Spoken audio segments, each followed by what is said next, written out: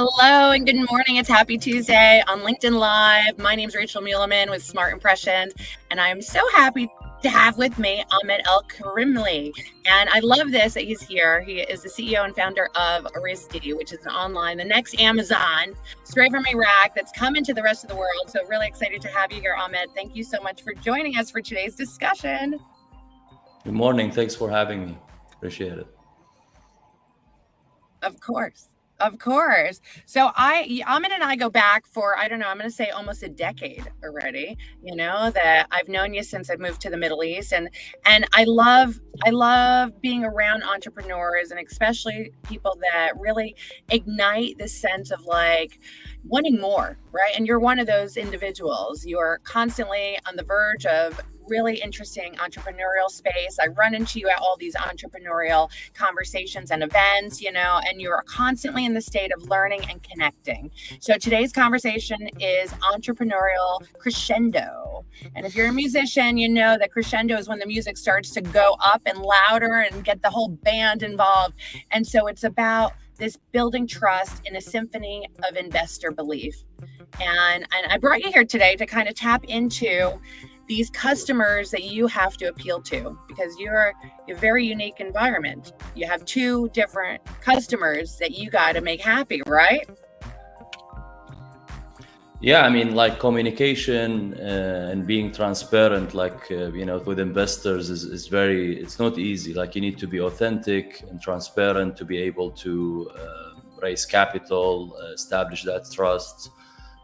So like they can refer you to other investors, to raise capital. It's not an easy sell. Like when you sell a product or service, it's much easier than raising capital from investors in general.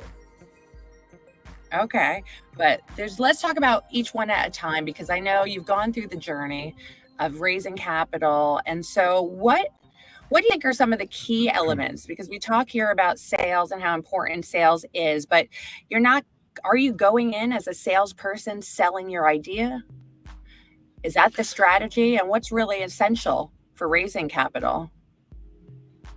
As I said, like transparent communication, being authentic, having a strong team behind you, because usually the investors will not invest only in the business, they invest in the team that you have, that you're going to introduce to them. Having a pitch deck that explain your business plan, your projection, your vision, the challenges that you're going to face, like with full transparency, that you have to share it with them, and how you're going to mitigate them in general. The legal structure, having some contracts with the investors, not just agreeing based on trust, preparing the business to be investable in terms of financials. Those are the general, pitch deck, the team, the market that you are going into, is it scalable, and the product and service and the challenges that you're going to face and how you're going to mitigate them. Awesome. Well, since we're going live, there's a bunch of people that jump on. We already had almost 100 people RSVP to attend this event, which I love because it's a way for us to share. And we got Carrie on the line. So we want to say hi to anyone that joins, invite everybody to ask questions. This is a great opportunity where I brought Ahmed here to give you what you need and what you wonder and what you're thinking about. So jump in there, ask some questions. I know we only have 15 minutes every Tuesday, so it's really a teaser to get the most out of his knowledge and expertise. And like I said, I've been running into him constantly. So he is around this space. He is known as an entrepreneur. You have successfully raise capital, right? And I'm sure there were some challenges going in it at the first time, right? Maybe you can share a little bit more about like what's the biggest pain point or maybe a misunderstanding that you didn't even experience or think about when you started this journey. Honestly, the biggest challenge, like especially for Orisdi, is the market or the location or the geography of the business. So the business basically operational the operations is in Iraq. So raising capital in Iraq is like takes the difficulty to a whole new level. Like I always say, if you raise $1 million in Iraq, it's like $1 billion in Silicon Valley because of the lack of access to capital in the ecosystem, and you know, the few entrepreneurs available there are building the ecosystem on their shoulders at the first, like, you know, steps of building the ecosystem. So it's very difficult. You know, the mindset of investors is not yet there. It's very like, you know, they like to invest in traditional stuff like real estate or a grocery shop, or they don't understand fully tech, and most tech startups lose money at the beginning until they reach to a certain growth stage and volume, you know, in order to break even. So that takes the challenge to a whole new level that you know, you have to deal with. That's for me the most difficult challenge that we faced in general. However, like, we are one of the most successful startups that, you know, managed to raise capital in Iraq.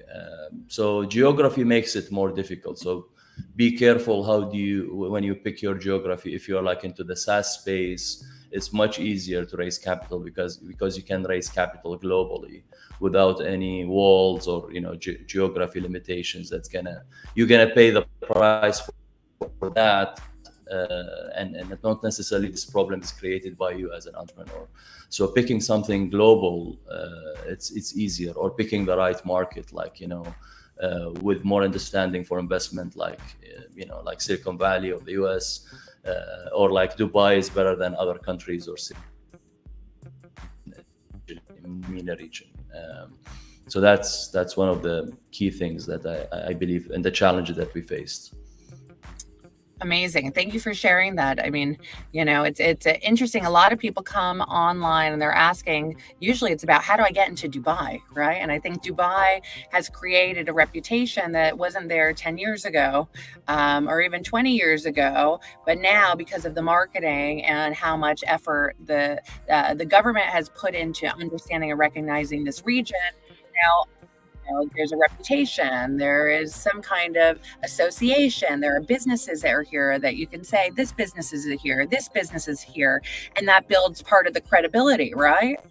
Are you finding that that's kind of some of the strategy that you're looking for when you communicate to investors for a territory like Iraq that may or may not have some kind of, you know, impact or resonate with some investors, especially on a global level? Definitely, like when we look at the MENA region, the main markets for startups is basically the UAE, Saudi, definitely, and Egypt. Egypt in general has some issues now politically and in terms of currency. So the only market that investors or startups can, you know, expand to is Iraq, because we have 45 million people. Population is bigger than Saudi in terms of population. Fifth oil reserve in the world. So there's no other market with that, you know, demographics after UAE and Saudi. Only Iraq. So, but the government, I don't think they've done a good job in Iraq in terms of PR, like what they're doing in the UAE. But it's getting better, like with time, the word of mouth, and it's safer than most people think. Many countries that many investors have put lots of money in, like Lebanon or South Africa or Pakistan or other countries. Like, it's way more safer than those countries. So I think it's one of the only potential markets in the region that you know, startups and some startups from the region like Talabat, Belly, Totters, and some other, you know, North Ladder, Kareem, have expanded already to Iraq, and that's, you know, give kind of you know, the investors that they already have some VCs with them, so they're already looking at the market through those startups, which encourage other VCs to join, because usually the investment game is also a jealousy game. With some VCs here see some other VCs have invested in Iraq, they start looking at the market and monitoring and exploring what's going on there before they get in. So it's just a process. Sometimes it's slow, but it's with time, it's happening. Great. And that's going to bring me to the next question, which is it only about money? Because 45 million people, you know, seems like a great revenue opportunity if you're doing a B2C model, right? And that's what you're doing. You're delivering to customers. So is it only about money? The relationship and authenticity is always very important. Like if you have a good relationship and personal touch with an investor, more likely they're going to recommend you to other investors, more likely they're going to stick with you in the ups and downs and support you, more likely that they're going to join in the next and future rounds. So always establishing that connection and authenticity and personal touch will foster the relationship and improve it long term. So they're going to support you and stick with you, and not necessarily help you only financially, maybe strategically as well, like, you know, by advising you on the business, you know, linking, like, you know, opening the door for you through a warm introduction, which is much better than just a cold you know, reach to some other potential partners, suppliers, or investors in general. Right. So what would you say is something that's really important that takes entrepreneurs a little step further with that relationship with their investment or the investors, you know, and a really genuine connection? How do they go beyond that financial transaction? Is it just FaceTime? Is it giving them, you know, like what kind of relationship what do you recommend for people trying to build those relationships? Like show up like more in events, meet people in person, continue collaborating, be transparent, give them continuous updates on the business in the ups and downs, regardless of like how good or bad is your you know, share both of them, the good and bad, about the performance of your business. Try to share like at least quarterly reports with the investors to keep them up to date. Not just like at the rounds times you're communicating with them. Meet them from time to time, you know, build this personal relationship. Let them trust you. Like trust is built step by step. It cannot be built from the first touch. Like it takes time to build and foster trust with investors. So more transparency, more communication, more real data and progress will take the relationship to the next level with time, and more like they will learn about your style and with time, and they will understand how you operate.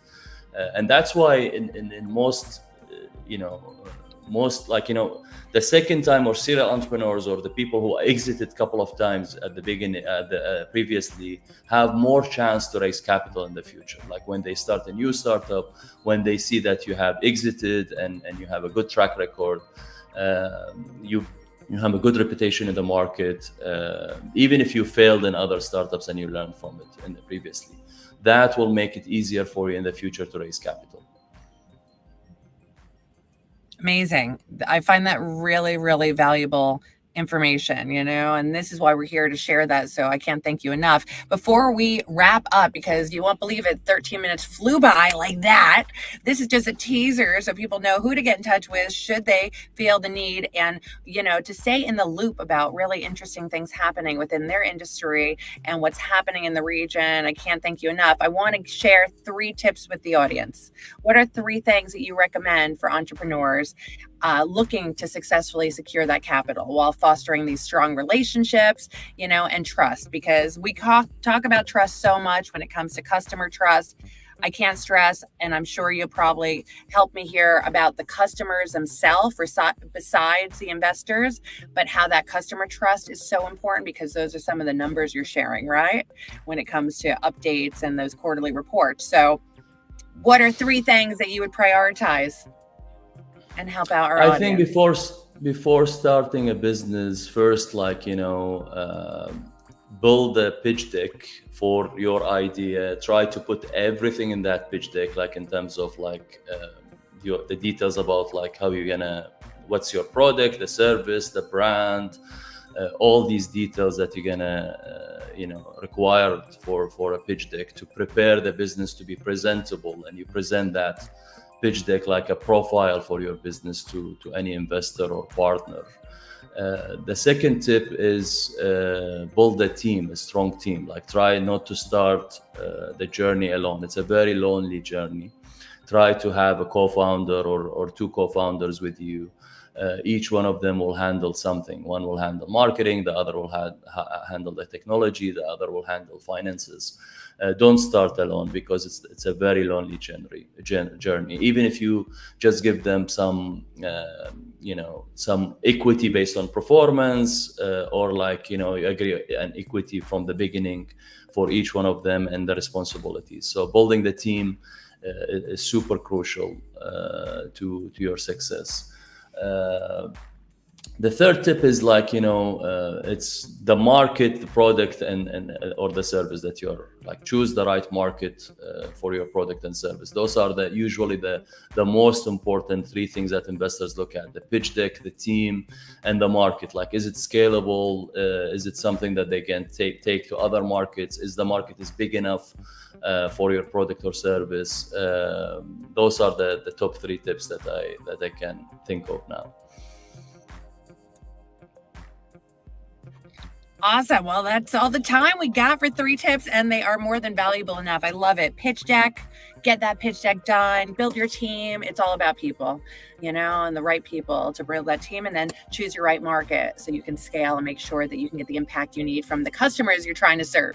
In this case, it's the investors. So I can't thank you enough, Ahmed. You're amazing. I love being around you. I love getting your insights. So thank you so much for sharing a little bit of your time this morning with us on Smart Impressions. Great to have you here.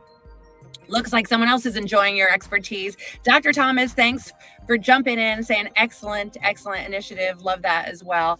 We're Smart Impressions, and we are basically doing exactly that, unlocking business relationships one connection at a time. And so I hope that you've learned a lot today in today's session. It's been great to have Ahmed here, and I hope I see you again next Tuesday, as we do it every single week.